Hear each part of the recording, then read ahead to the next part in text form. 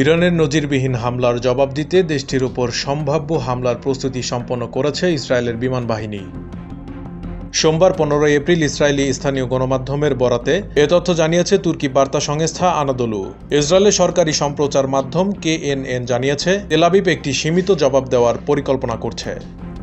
এর ফলে হামলার ক্ষয়ক্ষতি সামাল দিতে পারবে তেহরান। এছাড়া সর্বাত্মক যুদ্ধ এড়ানো যাবে। সম্প্রচার মাধ্যমটি বলেছে, ফিলিস্তিনের অবরুদ্ধ গাজা উপত্যকা প্রধান যুদ্ধক্ষেত্র হিসেবে রাখতে চাইছে ইসরায়েল। তাই নতুন করে দ্বিতীয় আর কোনো যুদ্ধ ফ্রন্ট খুলতে চায় না দেশটি।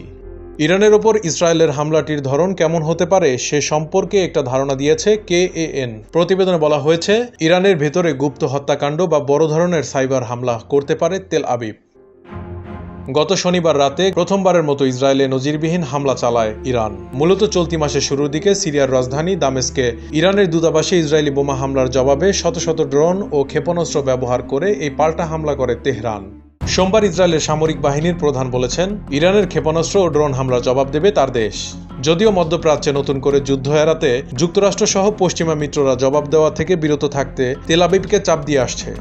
গত 1 এপ্রিল সিরিয়ার দামেস্কে অবস্থিত ইরানের কনসুলেটে হামলা চালিয়ে দেশটির কয়েকজন সামরিক কর্মকর্তাকে হত্যা করে ইসরায়েল।